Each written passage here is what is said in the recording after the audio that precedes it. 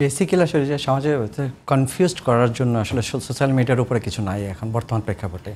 এখন এই জায়গা থেকে বের হওয়ার জন্য আসলে একটা এয়ারলাইন্সে, সেটা হোক কমার্শিয়াল এয়ারলাইন্স, হোক সামরিক বিমান কিংবা ট্রেন এয়ারক্রাফট, প্রত্যেকটা ঘটনার পরেই একটা তদন্ত কমিটি হয় এবং সেই তদন্ত কমিটির রেজাল্ট পর্যন্ত আসলে আমাদের অপেক্ষা করার একটা ব্যাপার থেকে যায়।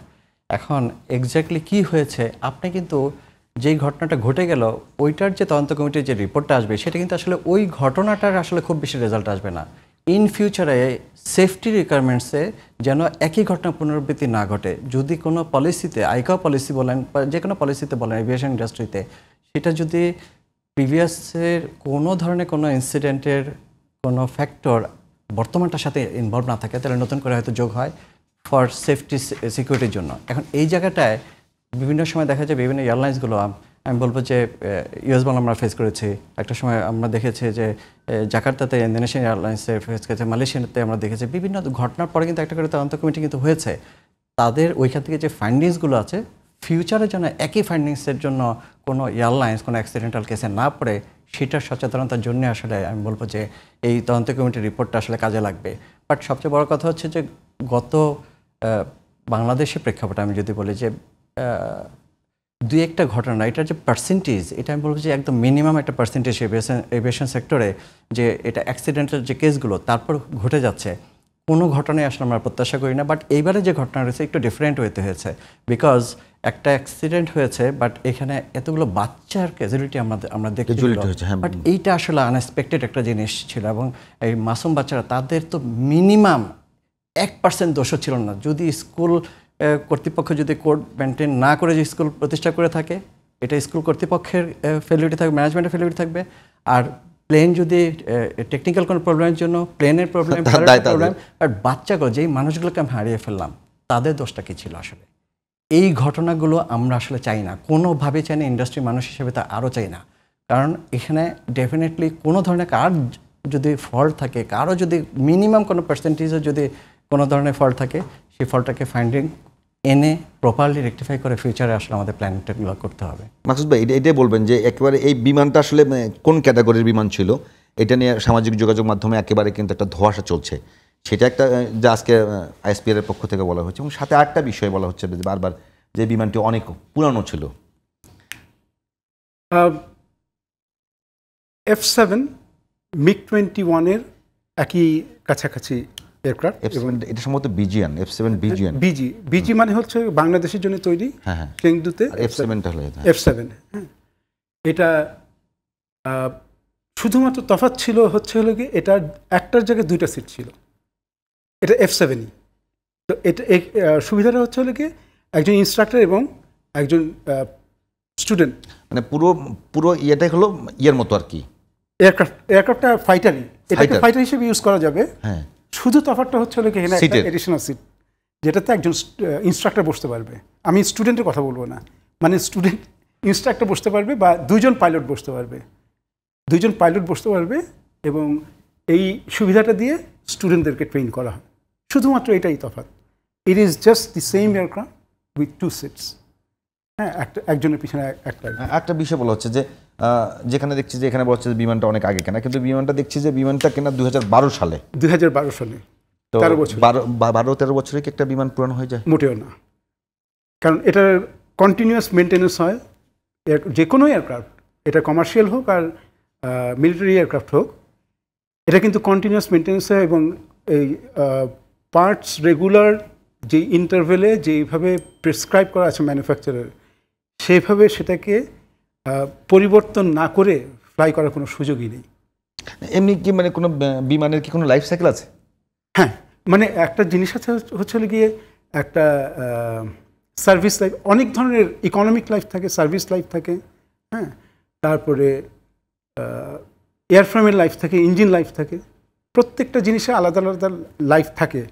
কিন্তু আপনি যদি কম্পোনেন্টটা চেঞ্জ করেন, it is as good as new, কিন্তু তারপরেও সব কিছু তো আর আপনি পরিবর্তন করতে পারবেন। আলটিমেটলি যেটা হয় যে একটা মানে সার্ভিস লাইফ, যেটা একসময় আমাদেরকে সেটাকে স্ক্র্যাপ করে দিতে হবে। এটাই হচ্ছে বাস্তবতা। কমার্শিয়াল এয়ারক্রাফটের ক্ষেত্রে যেটা হয় যে ইকোনমিক লাইফ যখন শেষ হয়, তখন আমরা তাকে পাঠিয়ে দিই গ্রেভিয়ার্ডে, এবং মিলিটারি এয়ারক্রাফটের ক্ষেত্রে যেটা অধিকাংশ ক্ষেত্রে যেটা হয়, এটা যখন আউটডেটেড হয় এবং তার যন্ত্রাংশ যখন অপ্রাপ্য হয় পাওয়া তখন যায় না। আমরা তো সেগুলিকে স্ক্র্যাপ করে দিই, বাদ দিয়ে দিই।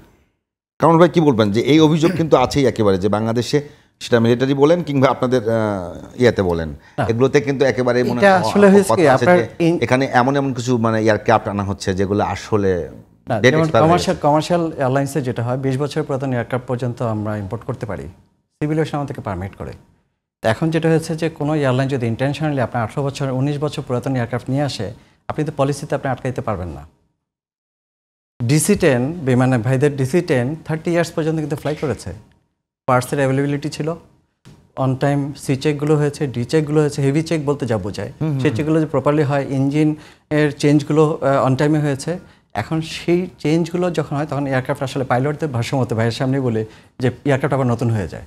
কারণ আপনি যদি ইঞ্জিনগুলো চেঞ্জ করে নেন, আপনার সাইকেল যদি ঠিক মেনটেন করেন, প্রপার ডেইলি মেনটেন্যান্সগুলো ঠিক থাকে, তখন এয়ারক্রাফটগুলো রয়েছে। আপনি যদি প্রপার চেকে না থাকেন, সি চেকগুলোকে আপনি পেন্ডিংয়ে রেখে দেন, ডি চেকে পেন্ডিং রেখে দেন, তাইলে এবং প্রপারলি যদি আপনার সাইকেলগুলো মেনটেন না করে ইঞ্জিনটাকে যদি প্রপারলি ইউজ না করেন, তাইলে একটা এয়ারক্রাফট তো আমি বলবো যে নতুন এয়ারক্রাফট আপনার ফেলিওরিটি আপনি খুঁজে পেতে পারেন, তাই না? তো সেই জায়গাটায় আমি বলবো যে মানে সাইকেল অথবা ইঞ্জিন, আমি বলছি যেটা ভাই বলো সাথে আমি জাস্ট অ্যাড করি, আমার কমার্শিয়াল এয়ারলাইন্সে যদি সাইকেলটা যদি আগে শেষ হয়ে যায়, আমাকে ডেফিনেটলি আমাকে চেকে যেতে হবে। ইঞ্জিন আওয়ার যদি আগে শেষ হয়ে যায়, আমাকে চেকে যেতে হবে।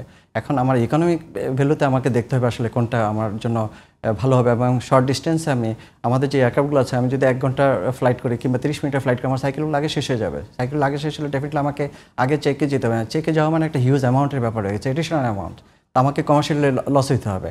তো এই ক্যালকুলেশনগুলো প্রত্যেকটা কমার্শিয়াল এয়ারলাইন্স আসলে করে, যেমন বিমান করে তেমন আমরা প্রাইভেট এই বিষয় বাংলাদেশে তো মানে এই এয়ার দুর্ঘটনা এড়ানো প্লাস সক্ষমতা বাড়ানোর জন্য সরকার অনেকগুলো ব্যবস্থা নিয়েছে, এর আগেও ব্যবস্থা নিয়েছে, সেগুলো কি খুব বেশি কাজে দিচ্ছে আপনাদের জন্য? অ্যাকচুয়ালি এখন আমরা যতই সামনে দিয়ে আগাচ্ছে, আজকে প্রায় 54 বছর হয়ে গেল বাংলাদেশ স্বাধীন হয়েছে, বাট রিলেভেন্ট একটা জিনিস নিয়ে আমি আসলে শেয়ার না করলেই হয়। সেটা হচ্ছে যে চলতি বছর আমাদের যে বাজেটটা হয়েছে, সেই বাজেটে এভিয়েশন অ্যান্ড ট্যুরিজম খাতে বরাদ্দ আছে নিয়ারলি 2000 crore টাকা, যেটা গত কয়েকটা অর্থ বছরে যে বাজেটটা আমরা পেয়েছি, প্রস্তাবিত বাজেট ছিল নিয়ারলি 5000 crore টাকা, হয়তো সংশোধিত বাজেটে সেটা হয়েছে 4000 crore, বাট এই বছর বাজেটে প্ল্যানিং হচ্ছে আপনার 2000 crore। আমার কাছে যেটা মনে হয়, ইন্ডাস্ট্রি মানুষ হিসেবে মনে হয় এটা লেস প্রায়োরিটি একটা খাত হিসেবে দেখা হচ্ছে।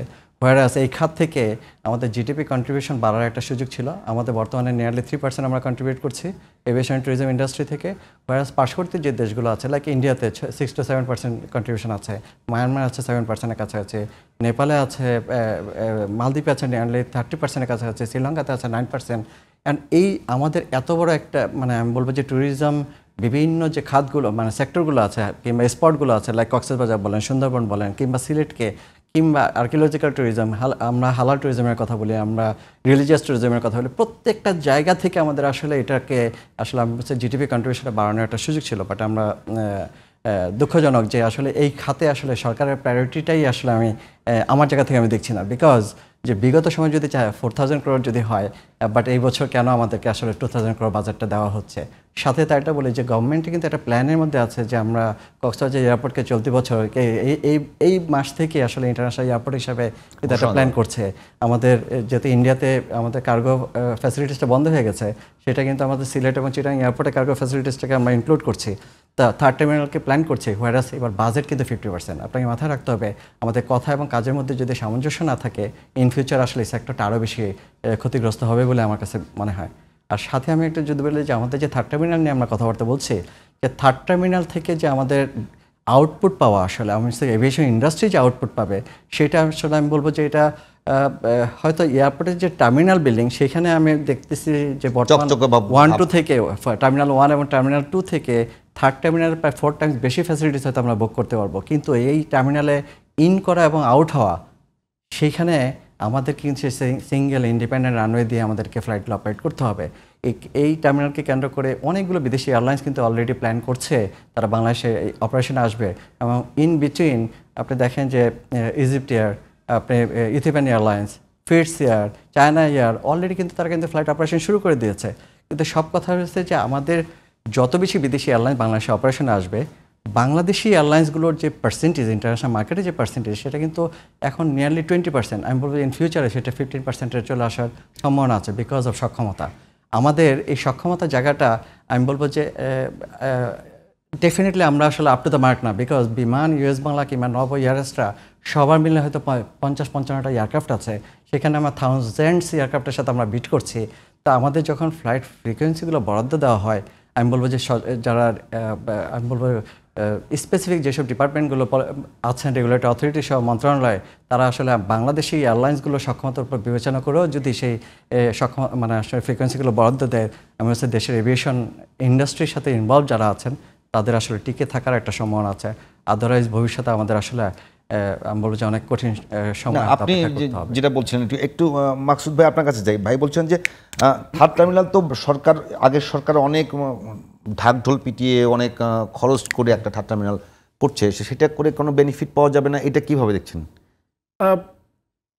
আমাদের সক্ষমতার ক্ষেত্রে যদি আমরা বিচার করি তাহলে যেই একটা বিভিন্ন প্যারামিটার্স থাকে, এর মধ্যে সর্বনিম্ন যেই প্যারামিটারটা থাকে সেটাই কিন্তু আমাদের আলটিমেট সক্ষমতা হয়ে দাঁড়ায়। যেরকম আমরা কয়টা এয়ারক্রাফট পার ডে পার্ক করাতে পারবো সেটা তো একটা আছেই, কিন্তু কয়টা এয়ারক্রাফট ল্যান্ড করাতে পারবো সেটা একটা বিরাট ফ্যাক্টর। বিভিন্ন স্পিডের এয়ারক্রাফট এই শাহজালাল আন্তর্জাতিক বিমানবন্দরে অবতরণ করে এবং টেক অফ করে। তাদেরকে স্পেসিং করতে এটিসির মনে হয় ঘাম ঝরে যায়। হ্যাঁ, এবং সেখানে আমরা প্রতি মুহূর্তে প্রতি ঘন্টায় কয়টা এয়ারক্রাফট অবতরণ করাতে পারবো সেটা কিন্তু বিচার করার বিষয় আছে। এদেরকে হয়তো আমরা পার্কিং স্পেস দিতে পারবো, এদেরকে হ্যান্ডেল করতে পারবো, কিন্তু আমাদের আকাশ সীমায় এদেরকে যে হ্যান্ডলিং সেটা কতখানি করতে পারবো সেটা একটা বিষয় আছে। রানওয়ে যদি প্যারালাল না থাকে, একটা রানওয়ে যদি বন্ধ হয়ে যায় এটা তাহলে কোনো কারণে যদি হয়, তাহলে এই যে বিরাট ভলিউমের যে এয়ার ট্রাফিক তারা ডাইভার্ট করে কোথায় যাবে সেটাও কিন্তু একটা বিবেচ্য বিষয় আছে। কারণ আমাদের চট্টগ্রাম এয়ারপোর্টের একটা পার্কিংয়ের স্পেসের স্বল্পতা রয়েছে, সেরকম সিলেটেও রয়েছে, এবং এমনকি কলকাতাও বোধহয় পারবে না। সেক্ষেত্রে যদি যেই ভলিউমের কথা আমরা এয়ার ট্রাফিক ভলিউমের কথা যে আমরা চিন্তা করছি, তো সেই ক্ষেত্রে যেই এয়ারক্রাফটগুলি আসবে তাদের সেফটির কথাটাও চিন্তা করা লাগবে আমাদেরকে। না, বাংলাদেশের ওই এখন পর্যন্ত যে এয়ারপোর্ট আছে সেখানে রানওয়ে একটা করে সবগুলিতেই, তো একটা রানওয়ে দিয়ে তো আসতে হবে, মানে টেক অফ করতে হবে, ল্যান্ডিং করতে হবে। তো এখানে কি ডিজাস্টার ম্যানেজমেন্টের জায়গায় তো আপনাকে একটা জায়গায় তো অপশন রাখতে হবে, সেই অপশনটা কোথায় বাংলাদেশে? না, এখানে যেটা হয় যে রানওয়ে যদি কোনো কারণে ক্লোজ হয় একটা সেক্ষেত্রে আমাদের সিঙ্গেল রানওয়েতে ডাইভার্ট করার প্রভিশন রয়েছে, কিন্তু আলটিমেটলি যেহেতু আমাকে আরেকটা এয়ারফিল্ডে যেতে হবে, আমরা যেটা বলি অল্টারনেট এয়ারফিল্ড, অল্টারনেট হিসেবে ঢাকার ক্ষেত্রে ব্যবহার করা হবে কলকাতা অথবা চট্টগ্রামকে। সেক্ষেত্রে যদি কোনো কারণে যদি ঢাকা এয়ারফিল্ড ক্লোজ হয়, তাহলে ডাইভার্ট করে অন্যান্য এয়ারফিল্ডে যে যাবে, যে ভলিউমের কথা আমরা চিন্তা করছি এয়ার ট্রাফিক, সেখানে তো কলকাতাও স্থান দিতে পারবে না, চট্টগ্রামও স্থান দিতে পারবে না। তাহলে সব এয়ারক্রাফট তো আর সব জায়গায় ল্যান্ডও করতে পারবে না, পারবে, মোটামুটি পারবে, এই দুটাই এয়ারফিল্ডে পারবে, কিন্তু তাদেরকে ব্যাংককের ফুয়েল নিয়ে আসতে হবে, তেল নিয়ে আসতে হবে। হ্যাঁ, ব্যাংককে যাতে সেটা কি সবাই করবে? এবং নর্মালি তো ফুয়েল নেওয়ার কথাই চট্টগ্রাম অথবা কলকাতারই। এখন এটা কি এমন হবে যে এই দুইটা এয়ারফিল্ডকে অল্টারনেট হিসেবে, ঢাকার অল্টারনেট হিসেবে ব্যবহার করা যাবে না? এই ধরনের কোনো সিদ্ধান্ত কি আমাদের মানে আছে কিনা সেটা বিবেচ্য বিষয় হবে আর কি। কারণ হচ্ছে যে এই সিঙ্গেল রানওয়ে ক্লোজড হয়ে গেলে it is going to create havoc. যদি আমরা যেই ভলিউমের কথা চিন্তা করছি, থার্ড টার্মিনালে যেই ট্রাফিক বা আমরা যেই যতগুলো এয়ারলাইন্সকে আমরা তাদের বিমান পরিচালনার সুযোগ দিচ্ছি যেটা